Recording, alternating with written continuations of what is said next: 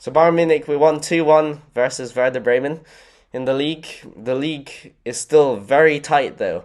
We have big match versus Schalke next week. We'll see what Dortmund do today. But also, the performances are still unconvincing under Tuchel. Every win we've had hasn't really felt like much of a win. This was a 2-1 win over strugglers Werder Bremen.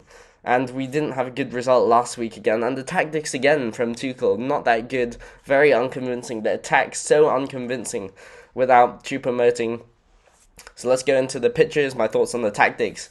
But I thought overall it's not a great performance from Bayern, but there were some things we did well, and some players who did perform, some players who didn't perform. So let's talk about Serge Gnabry first. He was at the striker in this position, and he's not going to be that hold-up player where, say, Mazraoui had the ball and then pass it into Gnabry, he flicks it on.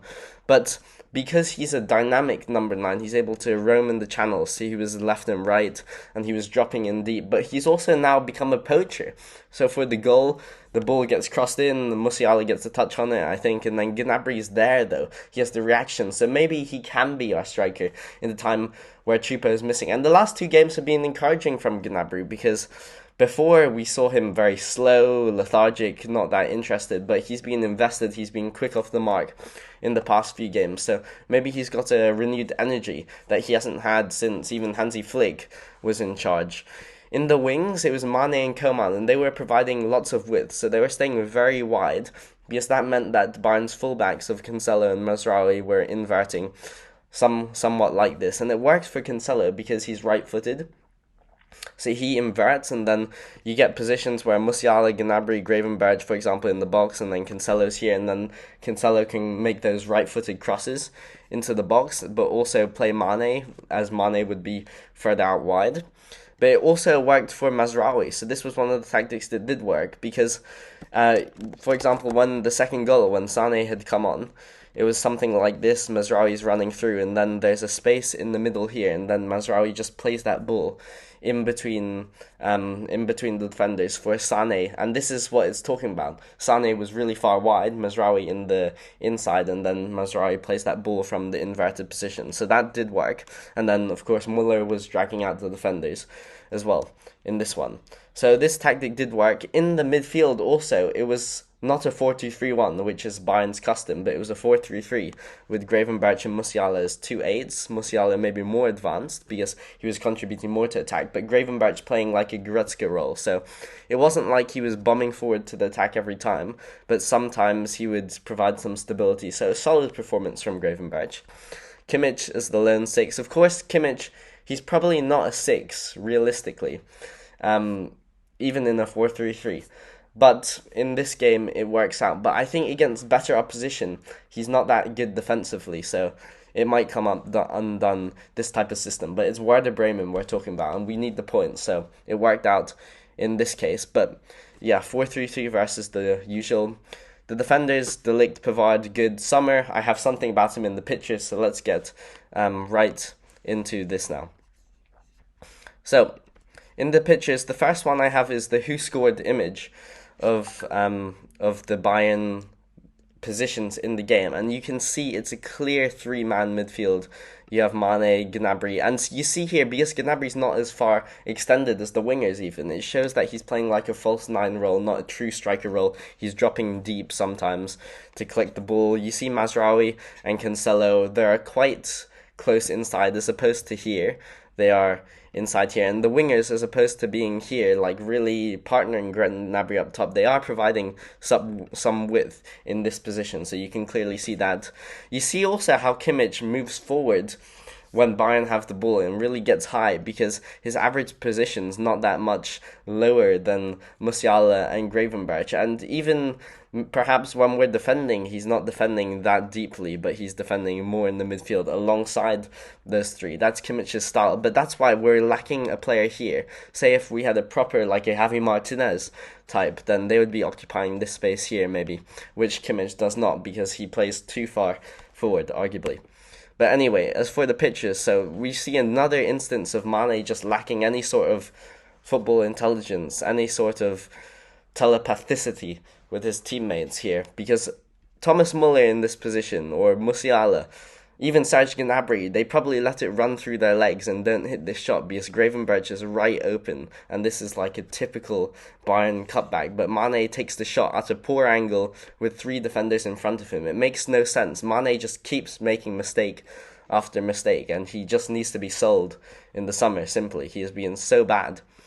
But anyway, see, you let it run through for Gravenberch, he passes to Cancelo, goal, or Gravenberch shoots, goal. Easy. Anyway.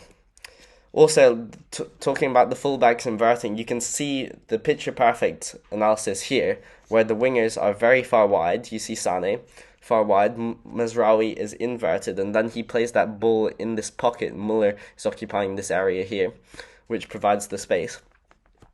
But this is why the inverting did work in this instance, and it was a good tactic. Now, let's talk about Jan Sommer. I often talk about Sommer, but Sommer has just not been that good since he joined, and one of the big weaknesses is these sort of long shots. Because he's not the tallest keeper, he shouldn't be beaten from there, though, so it's just another in a long line of display of Sommer not quite being at the standard that Manuel Neuer was. So we'll see what happens at the end of the season.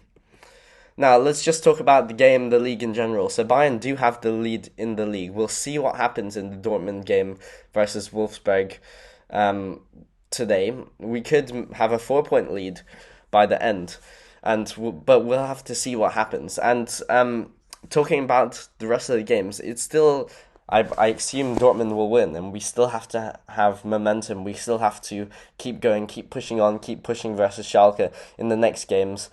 But Tuchel also needs to invent the lineups. We're not going to be playing teams like Werder Bremen or Hertha Berlin, who are relegation zone teams, who are not doing very well, who won't put up much of a fight. And even with these teams, we've struggled to get past them. Why is Mane still playing over someone like Sane, for example, at some points? Because Mane has just been so bad.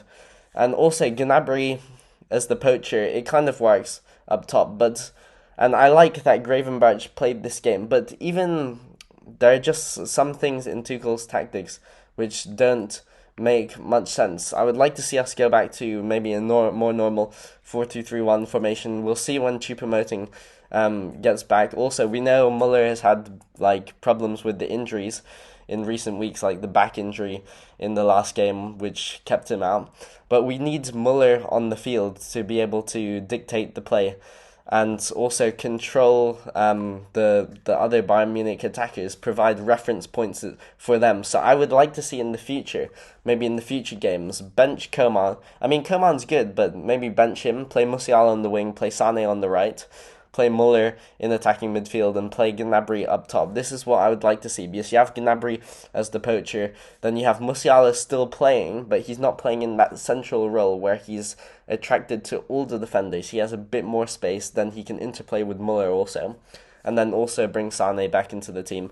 So that's what I'd like to see from Bayern. So overall, at least we got the win, but I think the performances can be much better under Tuchel. And Tuchel, in his time at Bayern coach, has made so many grave mistakes already, so many of these huge blunders which other coaches have taken months to accumulate such problems. But Tuchel's Bayern is just so uninspiring. No real good performances. Even in our wins, we don't play well. So anyway, we'll see what happens next week. We're in the home stretch. Thanks for watching, and goodbye.